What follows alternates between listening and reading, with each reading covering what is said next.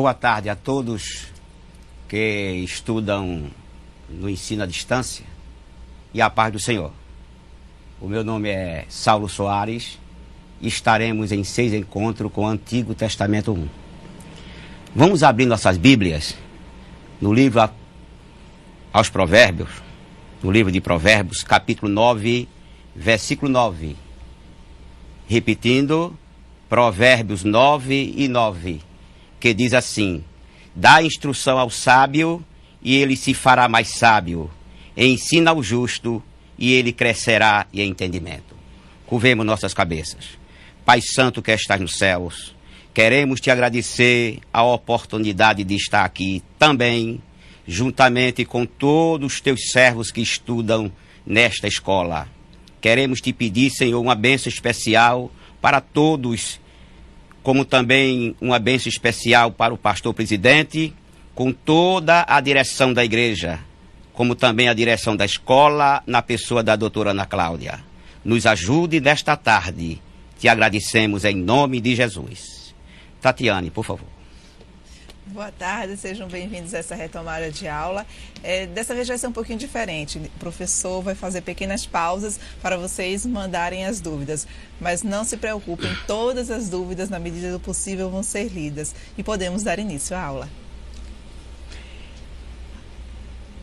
Aqui estamos com os nossos objetivos, que é estudar ou pesquisar a relação que o Pentateuco tem com o Antigo Testamento, como também conhecer o fundo histórico pelo qual as verdades espirituais chegaram até nós. O conteúdo da nossa aula de hoje é o Pentateuco e o Antigo Testamento, teoria documentária da alta crítica, provas internas e externas de que Moisés escreveu o Pentateuco. E o quarto, o ambiente sociogeográfico no mundo bíblico. Ponto 1. O Pentateuco e o Antigo Testamento. Ao obedecer à lei, Israel se tornaria um modelo para as nações quanto ao culto, à postura ética, estrutura familiar, finanças, na política e no cuidado com a saúde. Ou seja, quando Deus chamou a nação de Israel para se tornar o povo santo, a nação eleita e o sacerdócio real, ele tinha vários propósitos. A nação de Israel seria a nação paradigma, o modelo para que todas as nações a imitassem e a seguissem. Por isso que em 19 de Êxodos, versículos 5, 6 e 7, Deus chama Moisés ao Monte Horebe e lhe dá uma mensagem e diz que diga ao povo: diga ao povo, se diligentemente me obedecerem, eu farei deles uma nação santa, um povo eleito e um sacerdócio real, porque toda a terra é minha. Como vemos, Deus separou Israel para que Israel ensinasse como se deveria comportar o ser humano, principalmente entre seu semelhante e o próprio Deus.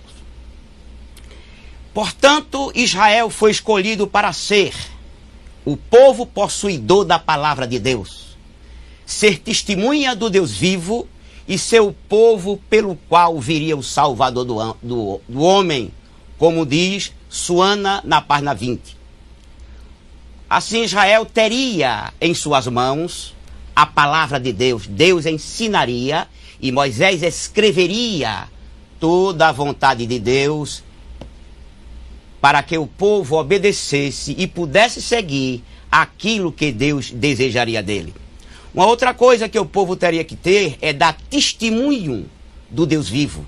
Israel não poderia ficar passivo, Israel não poderia ficar negligente, Israel teria que mostrar Deus a toda a terra. Nós percebemos isso, que eles foram chamados para esse propósito, e sabemos também que Israel não obedeceu, e quando Deus, no próprio Pentateuco, ele diz que Israel seria espalhado pelas nações, e mesmo assim, Israel foi testemunha da palavra de Deus.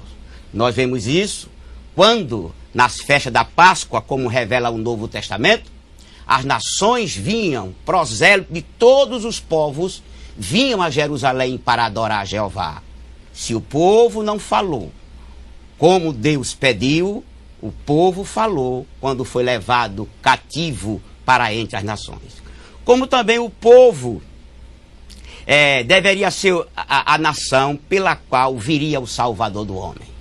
Deus tinha prometido que em 3:15 de Gênesis que o Salvador viria.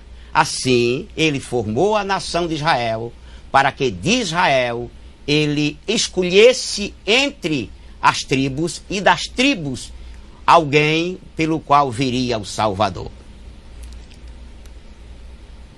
1.1. O conteúdo do Antigo Testamento é dividido em 4 partes. O Pentateuco, que é chamado também Lei ou Torá, ele contém 5 livros. Como sabemos, Gênesis, Êxodo, Levítico, Número e Deuteronômios. Sabendo que o livro de Deuteronômio é especificamente o livro que contém as leis. Nele, em Deuteronômio, é uma recordação das leis. Muitos expositores da Bíblia, quando fala sobre a lei, ele refere-se mais a Deuteronômio. Segundo, 12 livros históricos, que vai de Josué ao livro de Esté. 5 livros poéticos, de Jó ao Cântico dos Cânticos de Salomão. E 17 livros proféticos, de Isaías a Malaquias. O termo Pentateuco, o que significa Pentateuco? De onde vem essa palavra Pentateuco? Vem da Septuaginta, que como vocês tiveram aula de introdução à Bíblia, a Septuaginta é a Bíblia hebraica traduzida para o grego no ano 248 a.C. Assim, o termo Pentateuco é da Septuaginta e que quer dizer o livro em 5 volumes. Era também chamado a lei, ou a lei de Moisés, porque a lei de Moisés é parte relevante da Torá. Se você observar, o livro de Gênesis não tem lei de Moisés. Mas a partir de Êxodo em diante, Moisés sempre inclui alguma coisa que Deus desejou que ele relacionasse entre aquilo que Deus falou. Era chamado também Pentateuco porque vem do grego, que significa penta ou 5, e que também significa teucos. Teucos é um utensílio ou um vaso onde ficava guardado o rolo da lei mosaica. Ou melhor, quando os escribas de Israel escreviam as leis, eles eram guardados em vasos enormes, e ali eles eram protegidos contra a poeira e contra a umidade.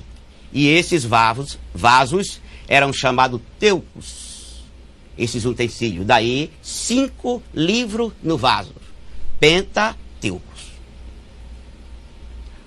A importância do Pentateuco.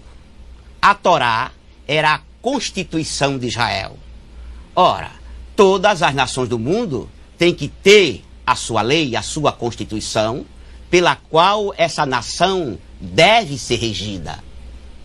Até o presidente de uma nação, primeiro-ministro de uma nação, ele é regido pela Constituição. Assim, a Torá era a Constituição de Israel. E Moisés não estaria também isento dessa Constituição. Sua importância era tão significativa para a compreensão da vontade divina, que os demais livros do Antigo Testamento tiveram que passar pelo seu crivo para poderem ser inseridos no cânone judaico. Ou melhor, os judeus supervalorizavam o Pentateuco. Por quê? Porque foi da própria boca de Deus que Moisés ouviu aquilo que escreveu. Era uma revelação. Revelação, como vocês devem saber, é o conteúdo que está na mente de Deus que deve ser repassado ao homem. E essa revelação veio por inspiração. Mas o Pentateuco não foi dada apenas por inspiração, também foi dada por visão e por revelação lá no Monte Horebe. Assim, todos os demais livros da Bíblia, de Josué a Malaquias, ao serem aprovados como livro inspirado, ou entrarem no cânon judaico, os rabinos de Israel tiveram que estudar esses livros a partir do Pentateuco. Os rabinos eram mestres no Pentateuco, na Torá. Eram preparadíssimos para isso. Assim, quando Isaías profetizou que escreveu o seu livro, que foi para os rabinos de Israel para serem estudados, a primeira coisa que os rabinos fizeram era saber se o livro de Isaías estava compatível com aquilo que a Torá ensinava. E assim, muitos livros foram deixados de fora porque eles não tinham a exigência, eles não batiam com a exigência da Torá ou do Pentateuco. Portanto, só de Josué a Malaquias foram os livros aprovados, não pelos rabinos, já falamos, mas por aquilo que os rabinos viram no Pentateuco para aprovar esses livros. A autoria do Pentateuco. Embora não se encontre em nenhum dos 5 livros o nome do seu autor, se você abrir Gênesis, Êxodo, Levítico, Número e Deuteronômio, você não vai ler Moisés escreveu esse livro, ninguém coloca aquilo ali. Porém, todos foram escritos por Moisés. Por exemplo, Moisés escreveu o livro da lei, como está escrito em Deuteronômio 24 e 26. Ele escreveu o livro e deu aos levitas, e disse aos levitas que a pusessem junto da Arca da Aliança.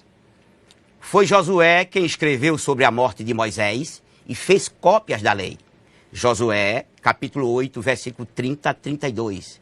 Em Êxodo 17 e 14, Josué 1, 7 e 8, também 23 e 6, Esdras 3 e 2, 6 e 18 e Neemias 8 e 1 citam Moisés como o autor do Pentateuco.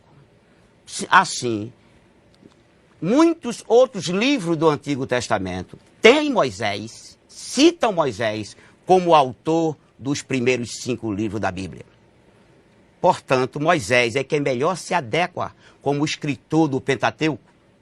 Ele tinha preparo para isso, já que foi instruído em toda a ciência dos egípcios.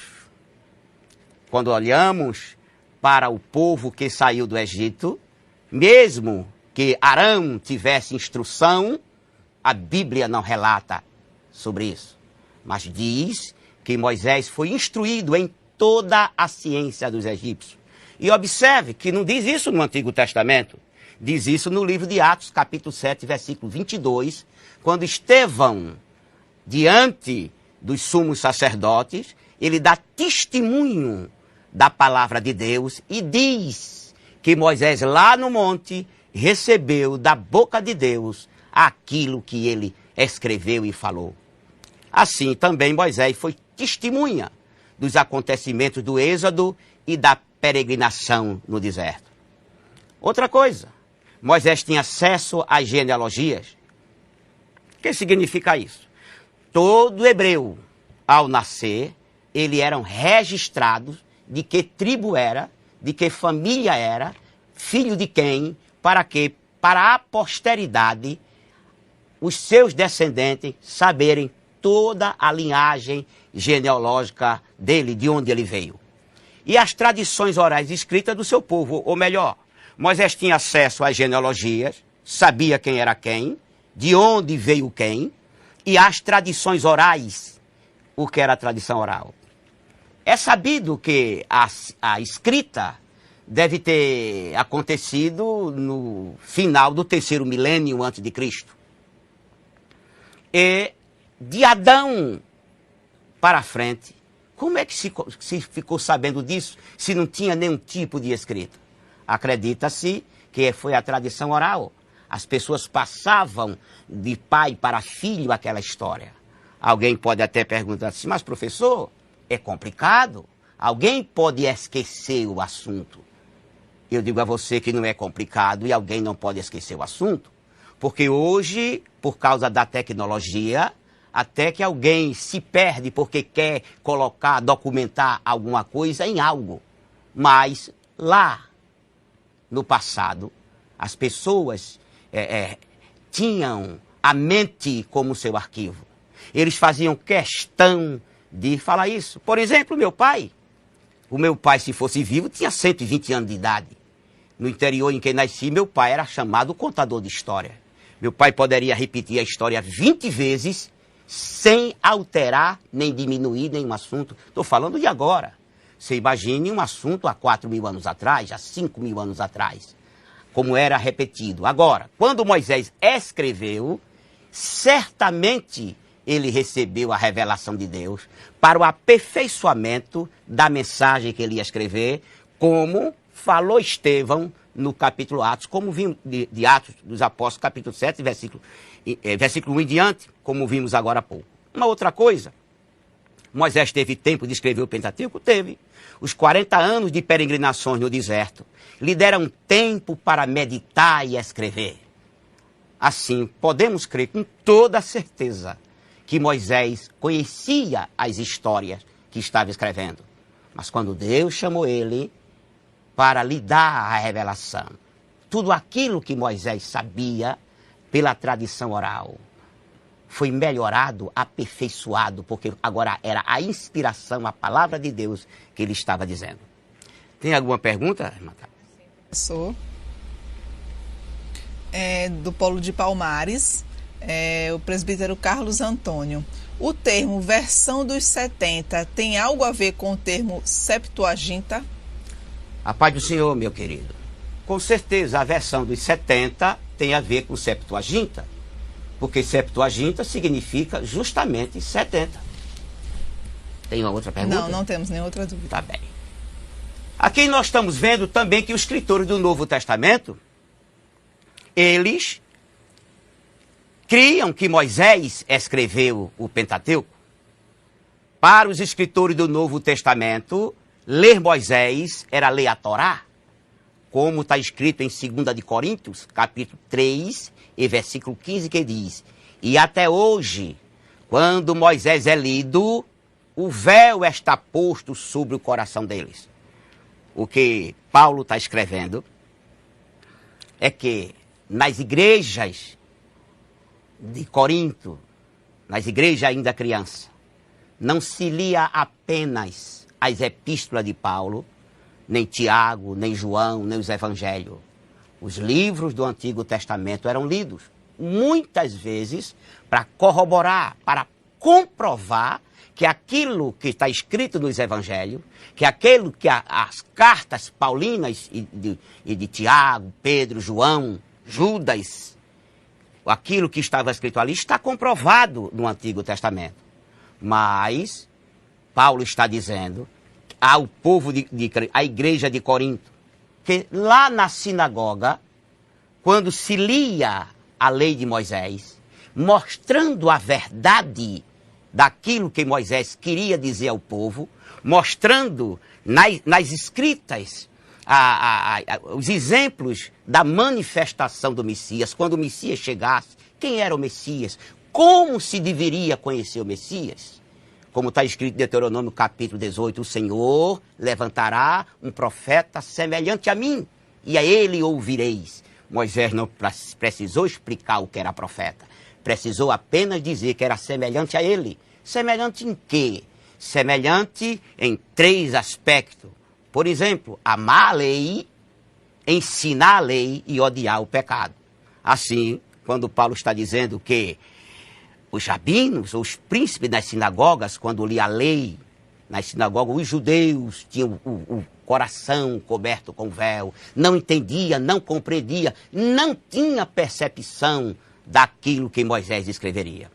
Ainda, em João, capítulo 5, versículo 43, o texto diz assim, Jesus está dizendo isso, porque se vós cresces em Moisés, creríeis em mim, porque de mim escreveu ele.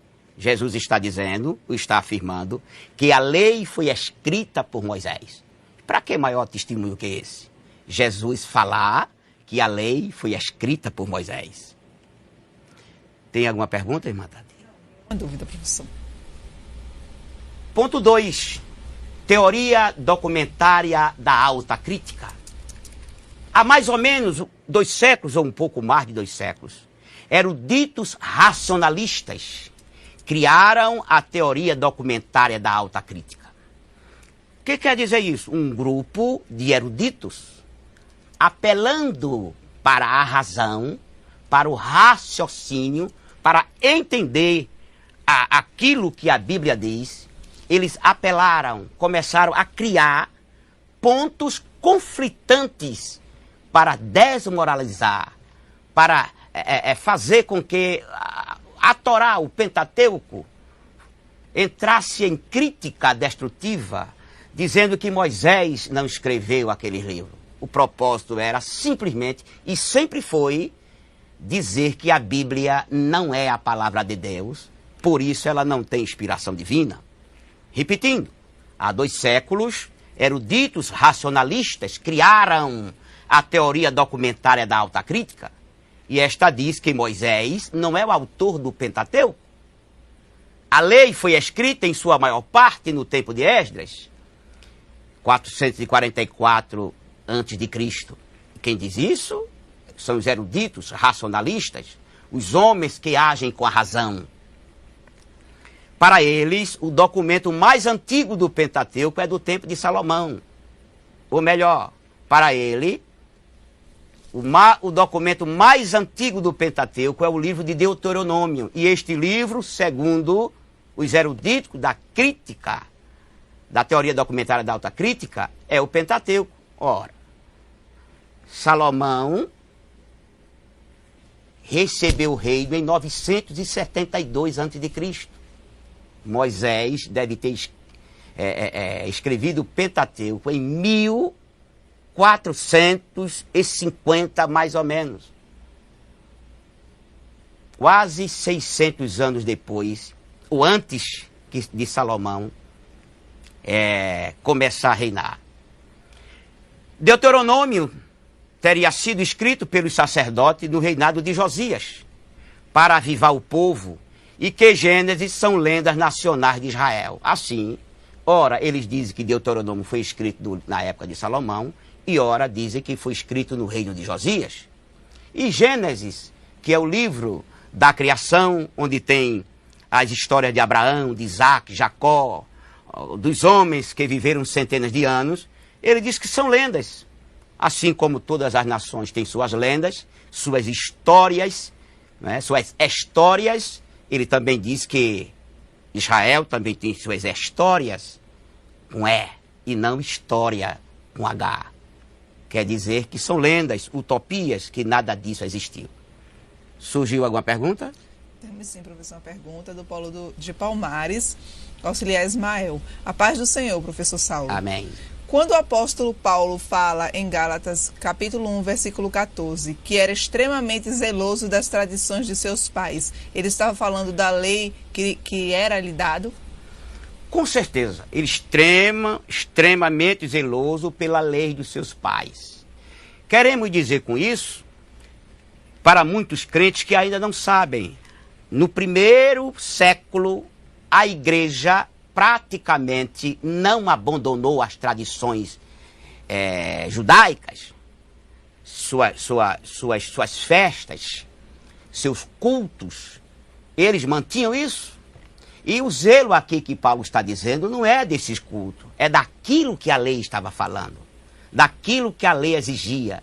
E Paulo absorvia tanto essa lei como uma verdade, que estudou-a profundamente.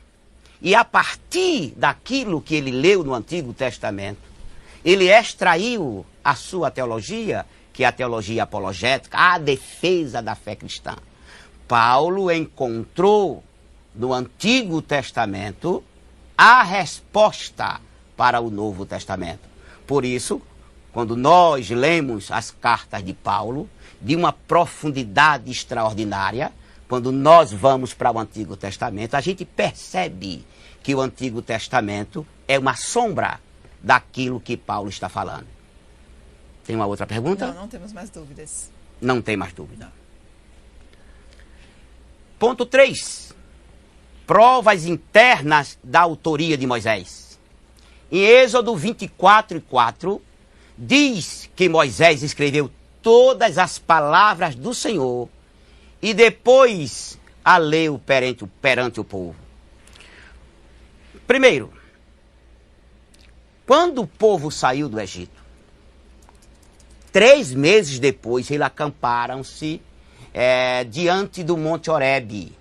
Horebe fica nas cadeias do Sinai. Assim, quando a gente lê ou escuta alguém pregar, Deus deu a lei no Monte Sinai, Deus deu a lei no Monte Horebe, simplesmente é a mesma coisa. Assim, durante 90 dias eles caminharam até o Sinai, acamparam-se ao pé do Sinai. E ali, Moisés subiu o monte e Deus lhe deu a lei. Eles passaram de 8 a 9 meses no Monte Sinai, ali acampados. E Moisés, ali no Monte Sinai, recebeu toda a revelação de Deus.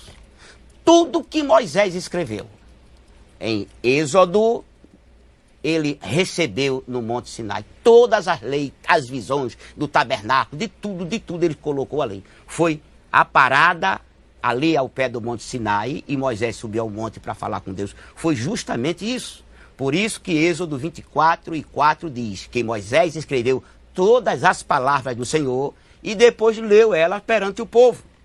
E em Deuteronômio 31:9 fala que Moisés escreveu esta lei.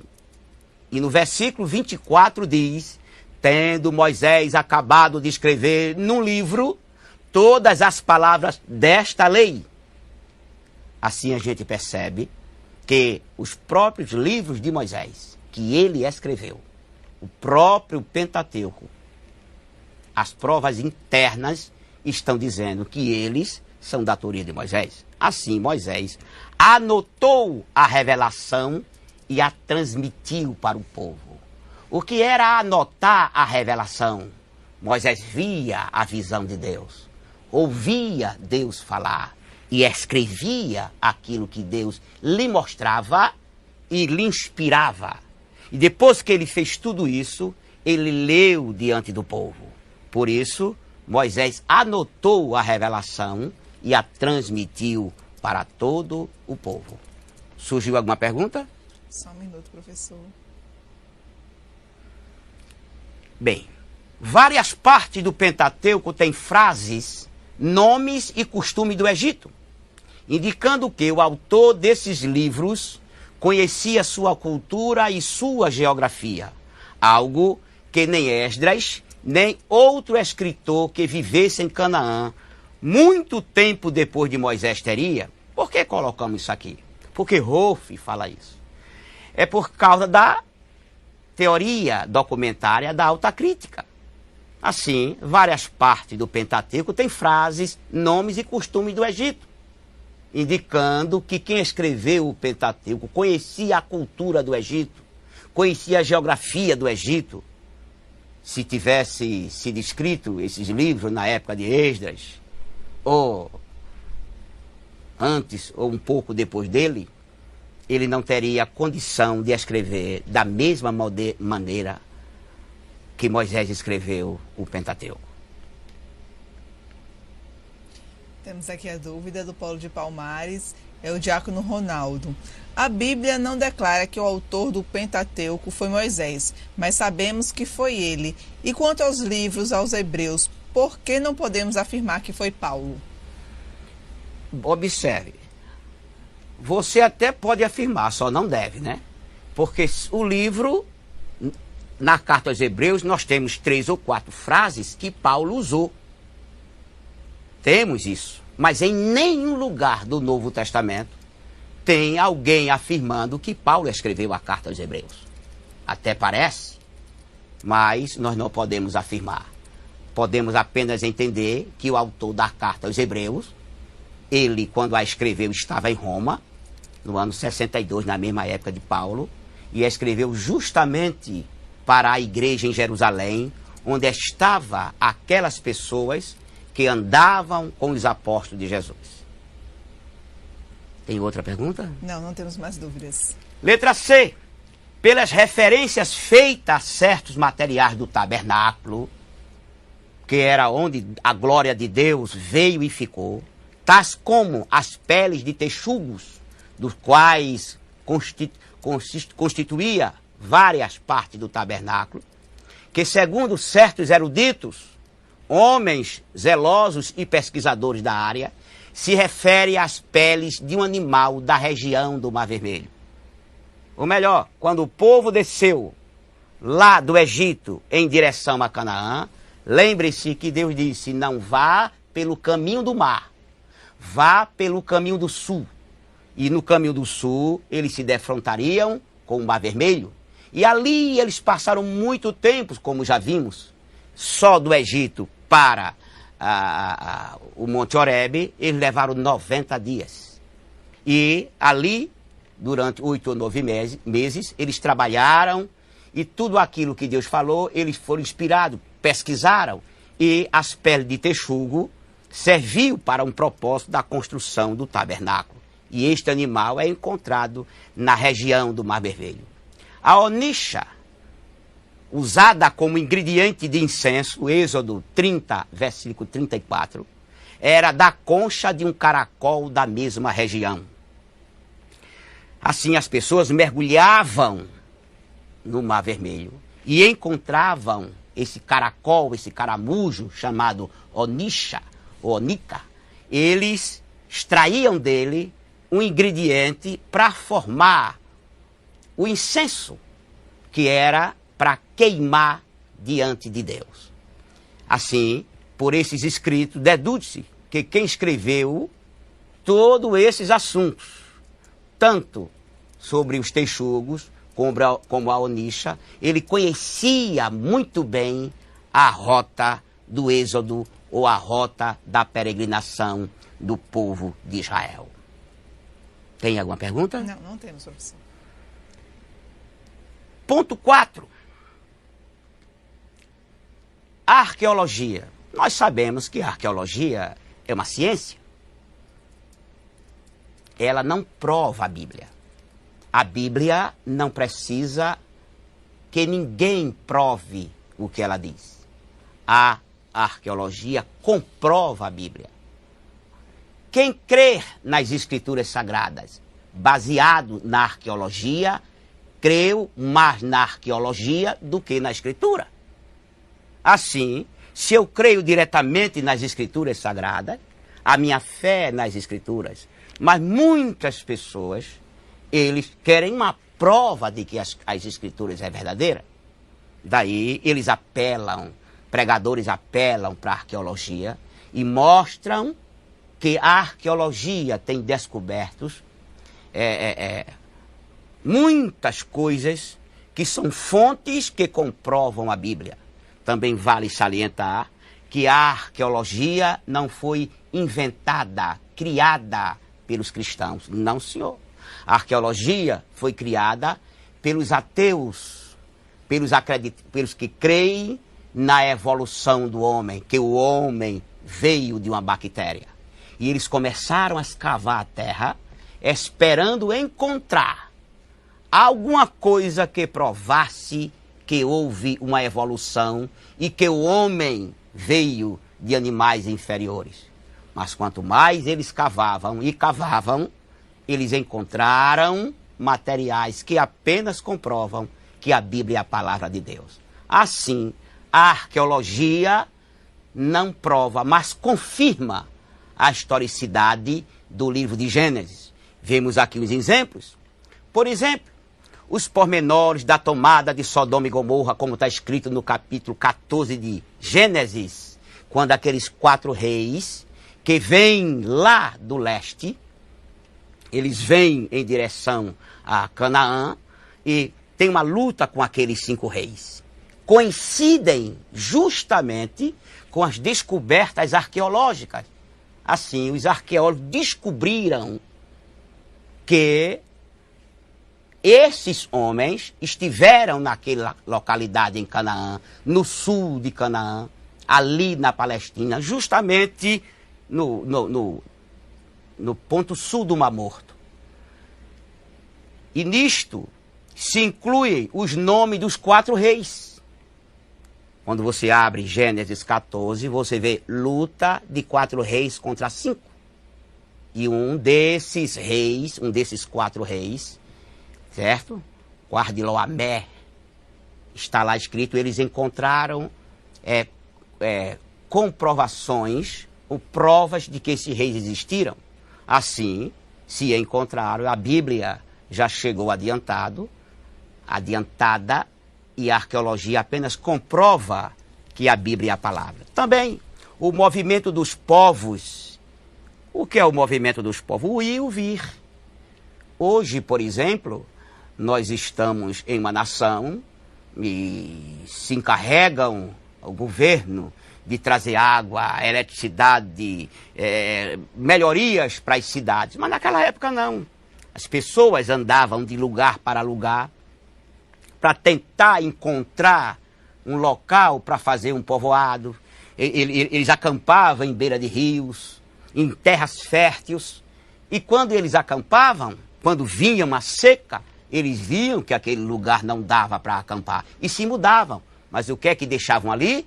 Deixavam cacos de louça, de barro, deixavam escritos, deixavam materiais que comprovaram que eles estiveram ali. E os arqueólogos eruditos na área que estudam essa ciência, eles examinam e datam mais ou menos a época desses acampamentos. Por isso, o movimento dos povos e a rota que os invasores seguiram, chamada Caminho Real. Esse aqui, a rota que os invasores seguiram, chamado Caminho Real. Os invasores que estamos falando é justamente os reis guiando seus exércitos para invadir. O que era o Caminho Real? Nós veremos mais adiante o mapa e vocês vão ver que tinha o litoral, que é o litoral da Palestina, o Canaã, é o Mediterrâneo.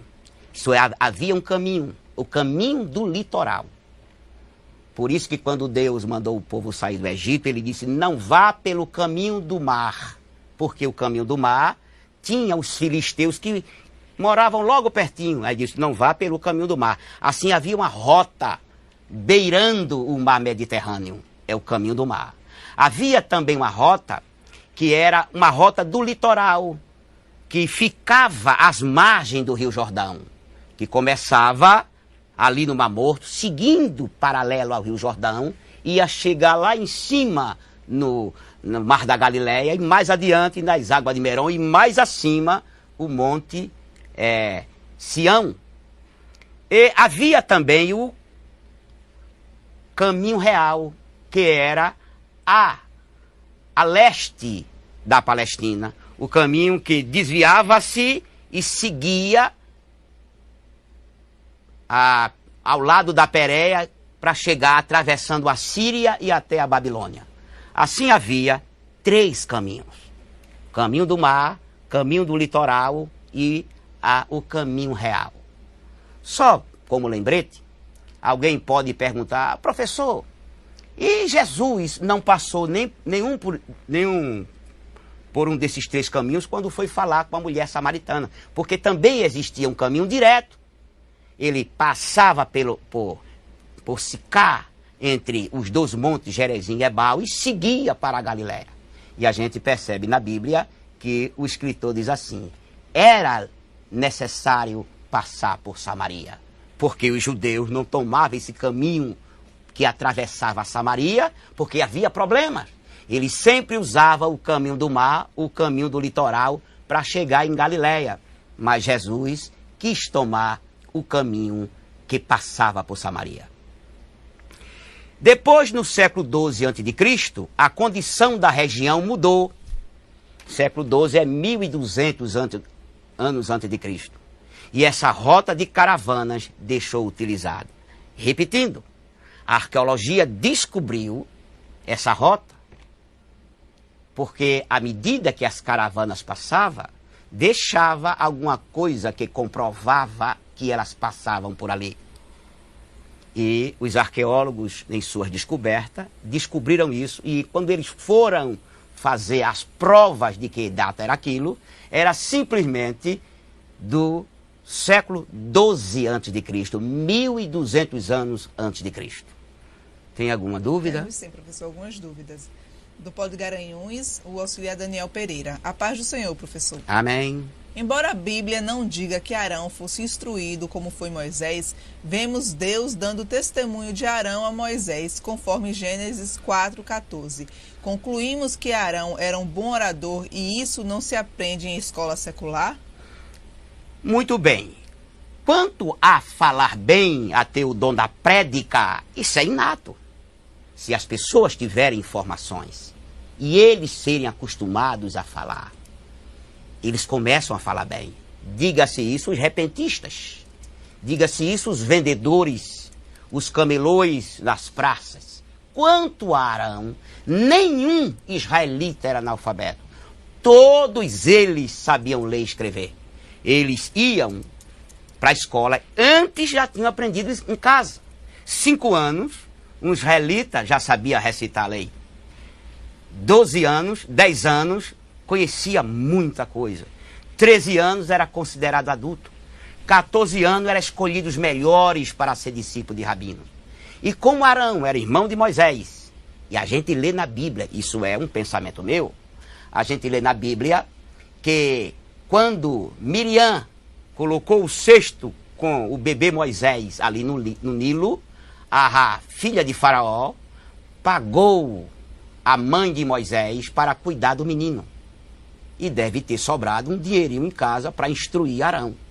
E certamente Arão era instruído. Primeiro, porque houve condição para isso. E segundo, Deus prepara um homem muito cedo para um propósito do amanhã. Ali isso o seu dom de oratória, que é inato. A oratória é desenvolvida, mas o dom é inato.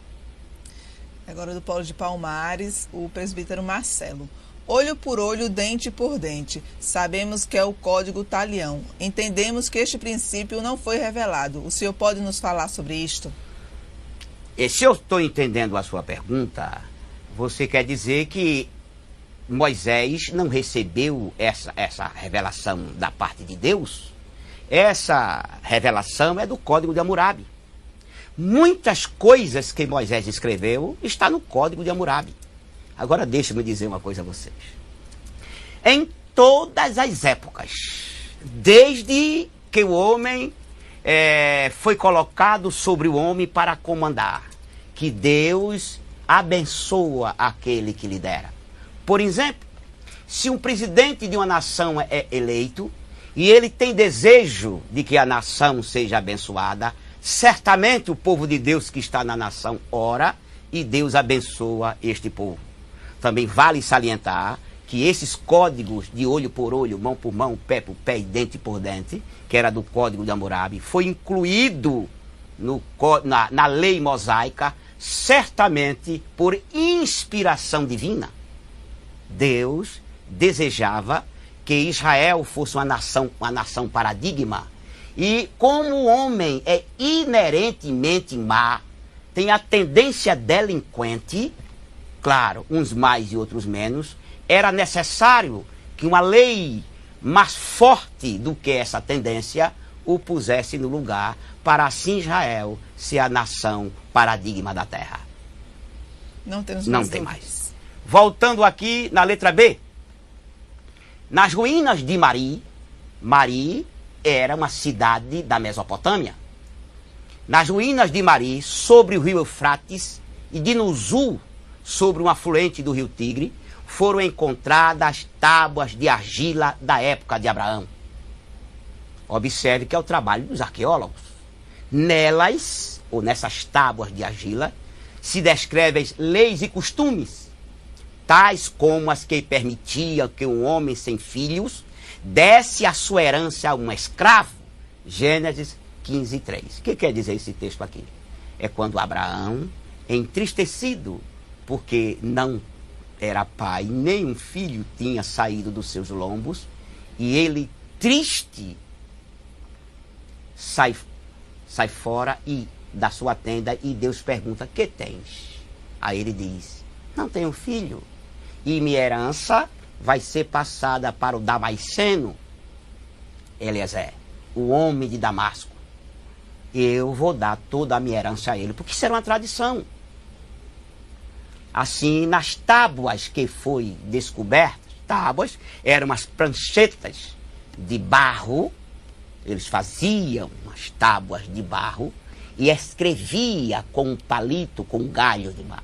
Depois cozinhava esta tábua de argila, o barro, e ficava escrito. E os irmãos sabem que um caco de barro queimado, ele não se acaba com facilidade, é difícil. E essas tábuas foram encontradas, e lá tem essas leis, essas tradições, que permitia que um homem sem filho desse a sua herança ao escravo. E uma mulher estéril entregasse a sua criada ao seu marido para suscitar descendência. Sabe que isso era uma lei puramente não de Israel. Muitas tradições de Israel vieram para a lei por causa de Moisés. Como Moisés era o legislador, ele tinha a autoridade de escrever alguma coisa que achasse de bem para o povo. Por exemplo, quando Moisés escreve sobre que o filho primogênito ganharia o dobro, que as filhas, as mulheres, não recebiam herança, para que a riqueza não saísse da tribo, tudo isso Deus colocou no coração de Moisés para que Moisés escrevesse. E assim, uma mulher estéril estava lá, nos códigos que foi achado em Babilônia, Mesopotâmia, nessas tábuas de barro, tinha essa tradição. Uma mulher que não tivesse filho, como ela se comportaria diante da sociedade? Porque a mente da mulher oriental da época era simplesmente ser mãe. E ser mãe sempre foi uma bênção para as mulheres que desejam ter uma família. E a coitada era estéril. Então, que elas arrumaram um jeito. Pegaram uma escrava, chamava o marido e disse, entre a ela, suscite um filho, e esse filho é meu e seu. E escravo, como a gente conhece através da história, não tinha direito a nada. O que ele tinha era de seus senhores. Assim, o filho que a escrava tivesse do seu senhor, imediatamente pertencia ao seu senhor e à esposa verdadeira do seu senhor. Assim, uma mulher estéril entregasse sua criada ao marido para suscitar descendência.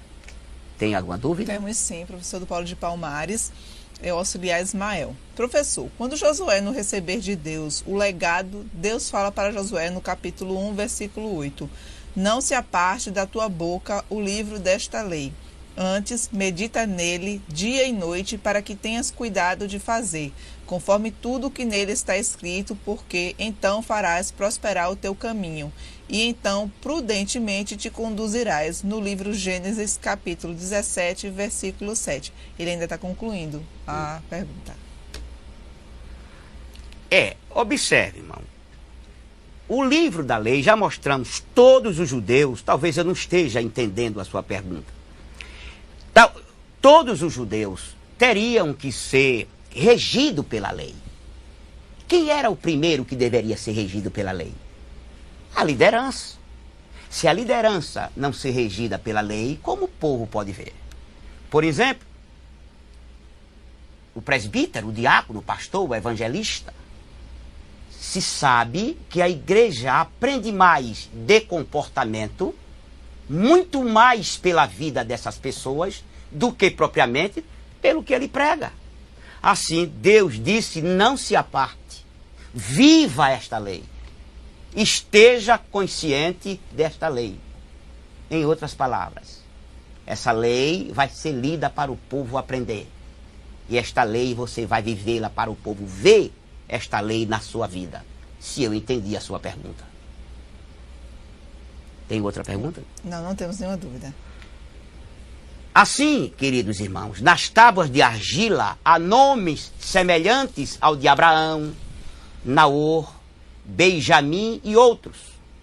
Nas tábuas de argila que foi encontrada na Mesopotâmia. Por quê?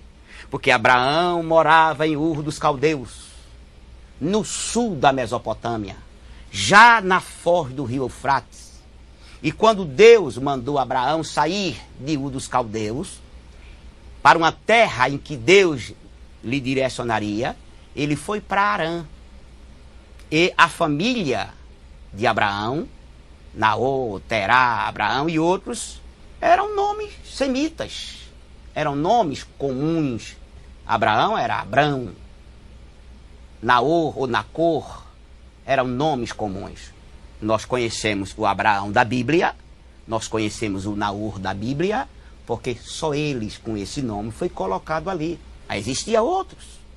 Assim, nas tábuas de argila encontrada nessas cidades sobre o rio Tigre e Eufrates, que são os rios que banham ou banhavam a Mesopotâmia, a Babilônia, a Síria, encontraram-se essas tábuas de argila justamente com o nome de personagens que tinha nomes similares ao nome dos nossos personagens bíblicos do livro de Gênesis até Deuteronômio. Assim, isso refuta a teoria da autocrítica de que Gênesis é uma coletânea de lendas do primeiro milênio antes de Cristo. Tem alguma dúvida? Não, nenhuma, professor. Nós temos aqui um ambiente sociogeográfico do mundo antigo. Quando a gente olha um mapa do mundo antigo e que a gente tem uma certa compreensão da geografia, nós ficamos embelezados. Como Deus trabalhou poderosamente. Pois Deus tinha prometido uma terra que emanasse leite e mel. Claro que não tinha fonte de leite nem fonte de mel na terra. Mana leite e mel significa que era uma terra que produziria o fruto desejado, das sementes plantadas. Assim Deus colocou o povo, ou os hebreus, numa terra que era o centro de todas as rotas dos grandes impérios do passado. Todas as rotas. Quem viesse da Europa em direção à Caldeia tinha que passar por Israel. Se viesse pelo mar, o porto seria ali em Canaã. Se viesse da África em direção à Síria, teria que passar por Israel. Já vimos as rotas. A rota, o caminho real que ia dar nas nações babilônicas, ela cortava Israel. Assim, essa terra que Deus deu à nação de Israel, para o povo habitar, simplesmente é uma terra abençoada. De tudo tem lá. Os montes, os vales, os campos, as flores. Isso é tão sério que hoje, 3.500 anos depois que Deus deu a terra a Israel, o mesmo problema surgido na época ainda surge hoje. Qual era o problema de Israel na época? Água. Não tem água. Os rios que formam a bacia do Mediterrâneo, sempre, muitos deles secam. 3.500 anos depois, o problema continua sendo água. Mas, se você lê história sobre Israel, você vê que Israel exporta flores, exporta frutos, materiais, ou cultivo que exige bastante água. Assim, essa terra mana leite e mel, manou, mana e vai continuar manando leite e mel. Vamos ver agora, portanto, o ambiente sociogeográfico do mundo bíblico. Canaã era um ponto estratégico ligado geograficamente aos grandes impérios. Ao norte, os hititas. Esses hititas eram descendentes de Et, ou Het.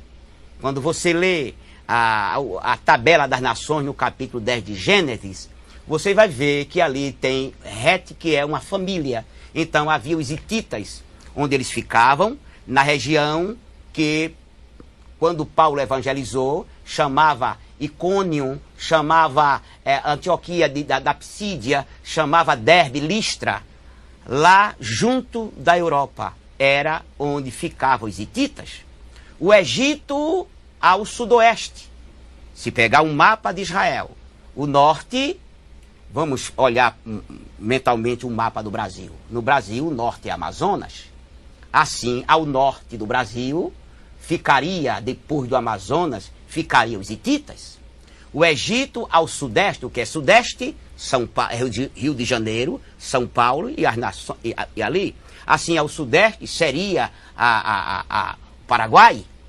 E ao oriente, a Babilônia ao oriente e ao sul. Significa, do outro lado do Rio Jordão, do lado esquerdo do mapa, estava a Babilônia ao oriente e ao sul. E o Império Assírio, que era ao nordeste. Assim, a nação de Israel, a Palestina, estava entre 4 nações poderosas. Isso, numa visão bíblica, a gente pode entender 2 coisas. Primeiro, se Israel andasse em santidade, em obediência diante do Senhor, essas nações serviriam para Israel como locais de se fazer negócio, de Israel ganhar dinheiro, ganhar divisas, trabalhando com essas nações. E eram nações poderosas e ferozes. Mas se andassem em retidão, Deus os abençoaria através da riqueza dessas nações. Mas se eu andasse em erro, em desobediência, essas nações viria contra Israel, como veio a Assíria, como veio a Babilônia e como veio o Egito. Assim, Deus colocou Israel ali dentro. Se você, meus filhos, me obedecerem, vocês serão abençoados por essas nações, pelas caravanas, pelas rotas, pelos navios. Mas se vocês não me obedecerem, essas mesmas nações que poderia ser uma bênção para vocês, será uma desgraça na vida de vocês. Chegou alguma pergunta? Eu vou ler o complemento daquela de Palmares, do auxiliar Ismael. Professor, quando Josué não receber do Deus o legado, Deus fala para Josué no capítulo 1, versículo 8. Não se aparte da tua boca o livro desta lei. Antes, medita nele dia e noite para que tenhas cuidado de fazer, conforme tudo o que nele está escrito, porque então farás prosperar o teu caminho e então prudentemente te conduzirás. No livro de Gênesis, capítulo 17, versículo 7. E estabelecerei o meu concerto entre mim, ti e tua semente, depois de ti em suas gerações, por concerto perpétuo, para ser a ti por Deus e a tua semente depois de ti. Ele pergunta, já existia livro nesta época? Escute, irmãos, nesse livro que é o Pentateuco de Rofe, esse aqui, Rofe, esse que é de Isaltino Gomes Coelho Filho, este Samuel Suana, que é o Pentateuco, este, Geografia Bíblica, de Claudodor Corrêa de Andrade, de Eugênio Merrill, fala muitas coisas que nosso assunto não dá para abranger. Por exemplo, quando os livros de Moisés foram escritos, estavam lá. Josué pegou, fez acréscimos. Por exemplo, em Gênesis ainda não existia a cidade de Dan. Dan só veio a existir Dan quando o povo saiu do Egito em direção a Canaã. Abraão nasceu, segundo Merrill, em 2166 a.C. E Israel saiu do Egito em 1446.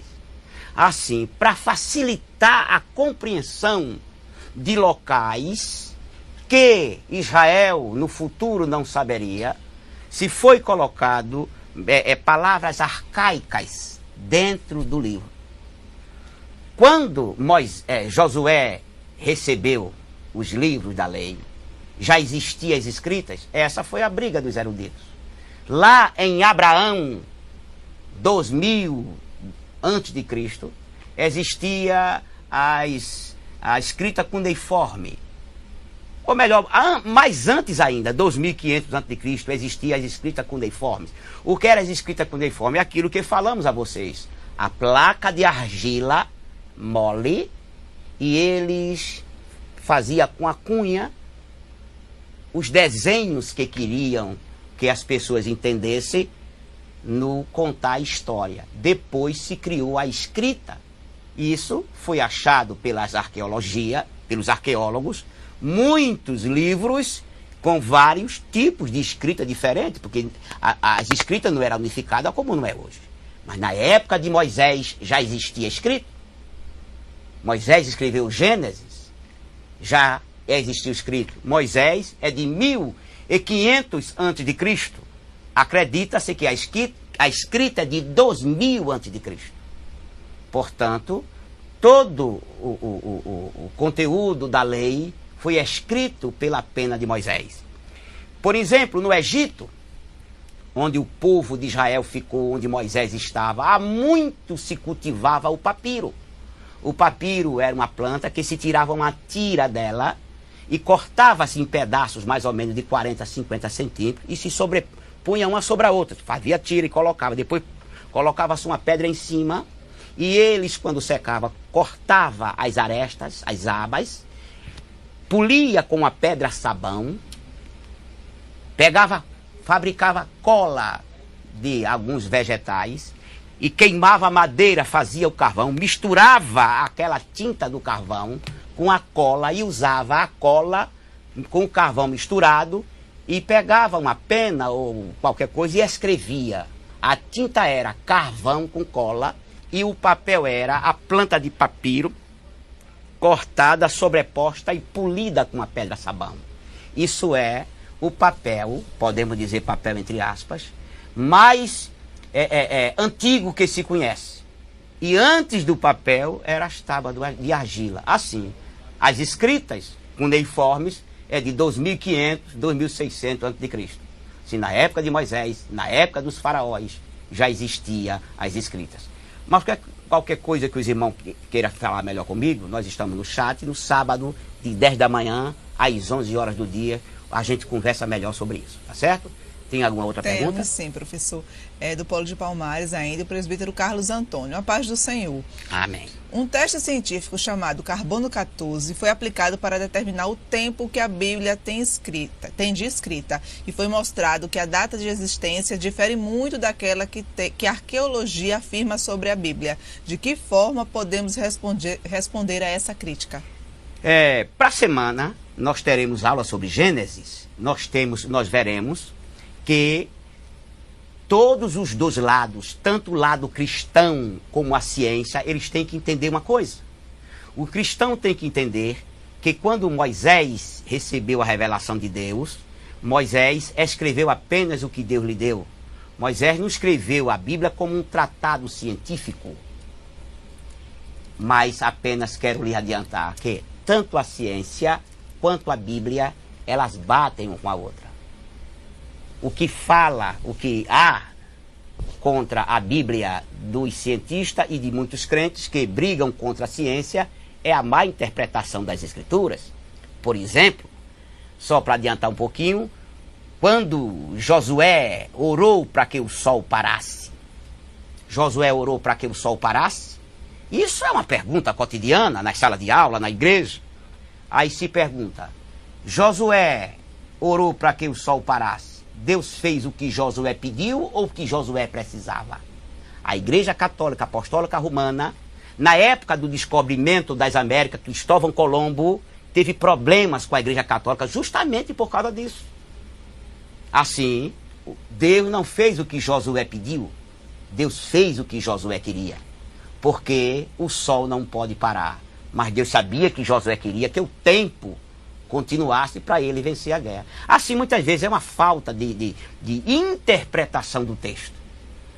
A Bíblia, logo nos primeiros capítulos de Gênesis, ela se coaduna com a ciência, pois as eras que a ciência diz que existiu e o relato mosaico da criação dessas coisas, eles se coadunam, são coerentes entre ciência e Bíblia.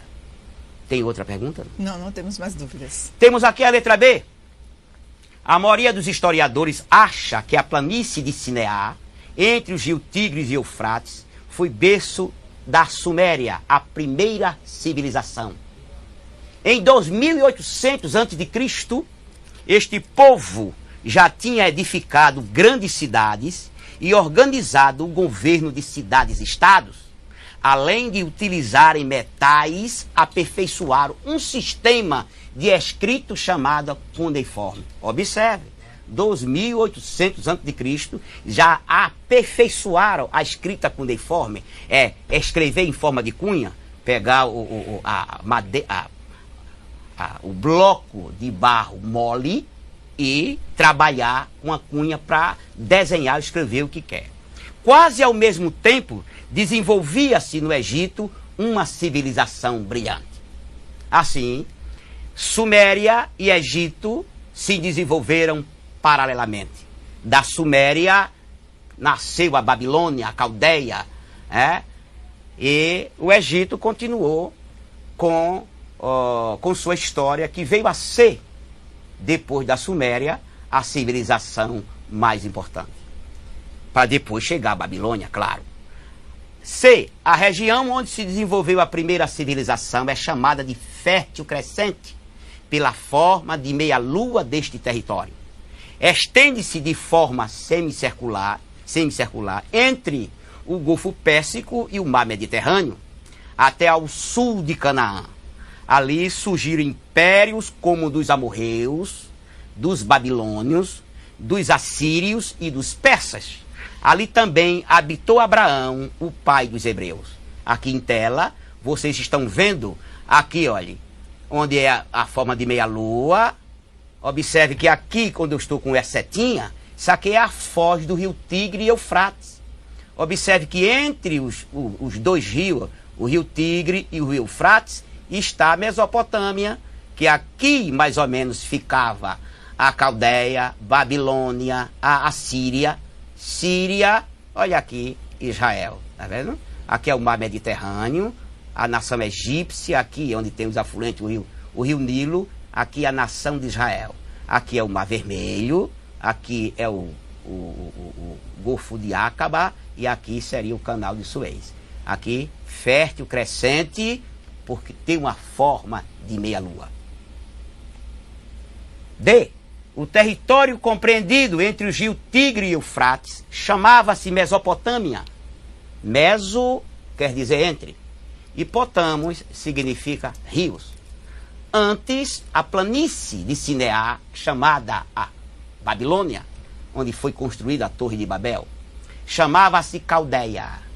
Desde a cidade da Babilônia, ao sul, até ao Golfo Pérsico, com o tempo, toda a Mesopotâmia passou a ser chamada Caldeia, conhecida também como Babilônia. Assim, o termo que você vê na Bíblia, Caldeia, Mesopotâmia, Babilônia, tudo significa a mesma coisa, recebe o mesmo nome, porque esses territórios foram anexados, formando o grande império de Nabucodonosor. Abrangia muito do território do atual Iraque. Por exemplo, o Iraque é a antiga Babilônia. Acredita-se que ali era o local do Jardim do Éden e da Torre de Babel. Repetindo, voltando, aqui temos, olha, aqui seria o local da Torre de Babel e do Jardim do Éden. Aqui o Iraque, esse pedaço de terra aqui, tudo é o Iraque hoje, é a antiga Babilônia, tá certo? Quanto ao território de Canaã, este é relativamente pequeno. Desde Dan até Berseba, pontos extremos no norte e no sul, respectivamente, há uma distância de apenas 250 quilômetros. Nós vamos ver o mapa daqui a pouco. O que é 250 quilômetros? Do Marco Zero de Recife até Saloá, depois de Garanhuns. Toda a Mesopotâmia, toda a Palestina, toda a Canaã, o território marcado pela Bíblia, vai de Dan a Berseba, que em sua extensão seria do Marco Zero de Recife a Saloá. E do Mar Mediterrâneo a o Mar Morto, 90 quilômetros de largura. E do Mar Mediterrâneo a o Mar da Galileia, justamente 50 quilômetros de largura. Tem alguma pergunta? Temos aqui uma dúvida, mas antes eu quero avisar os tutores que eu estou liberando a chamada agora às 3h10 e ela vai ficar aberta por 40 minutos para vocês marcarem a presença dos alunos. Agora, a do Polo de São Lourenço, a aluna de Jardo. Alguns teólogos afirmam que o livro de Jó é o mais antigo e possivelmente escrito por Moisés. Existem tradições judaicas para afirmar isto ou comprovações arqueológicas? Não existe comprovações arqueológicas da data do livro de Jó. Sabe-se que o livro de Jó, segundo alguns escritores, é mais antigo do que o livro de Gênesis, que Moisés teria escrito esse livro quando estava lá fugido de Faraó do Egito, nas terras de Midian. Assim, não há comprovação sobre que o livro de Jó seria o mais antigo, não há nenhum documento provando isso.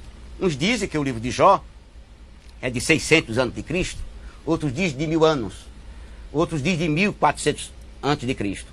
Mas certamente a história de Jó foi desenrolada quando Israel estava no Egito.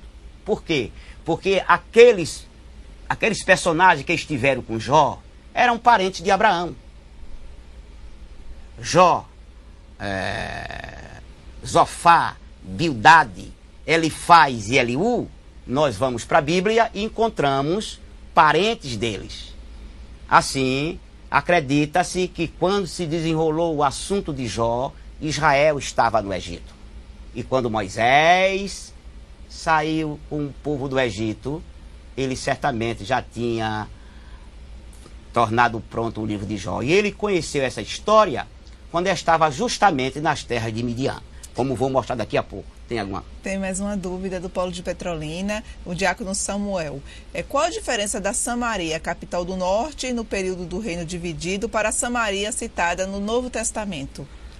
Olha, a Samaria do reino dividido, o reino foi dividido em 932 a.C., quando Roboão tomou posse da terra.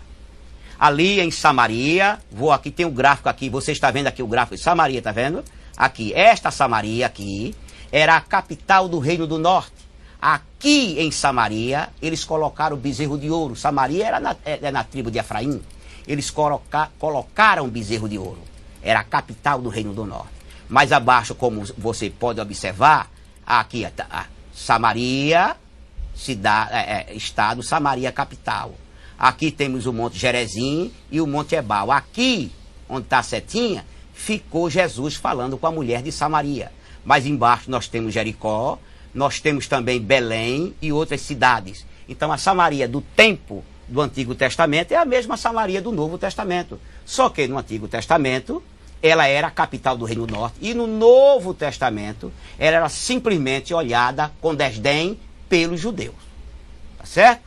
Agora voltando, vimos aqui então que de Dan a Berseba, 250 quilômetros. Dan a Berseba, 250 quilômetros. Do mar Mediterrâneo ao Mar Morto, 90 quilômetros. Do mar Mediterrâneo ao Mar da Galileia, 50 quilômetros. Aqui temos, você perguntou sobre Jó, olha, aqui em Edom. O assunto da vida de Jó certamente aconteceu aqui no sul do Mar Morto, nas terras de Edom. Aí você vê Idumeia, Edom, Moabe e Amon. Quem era Edom? Edom era Esaú. Descendente de Esaú é chamado Edom.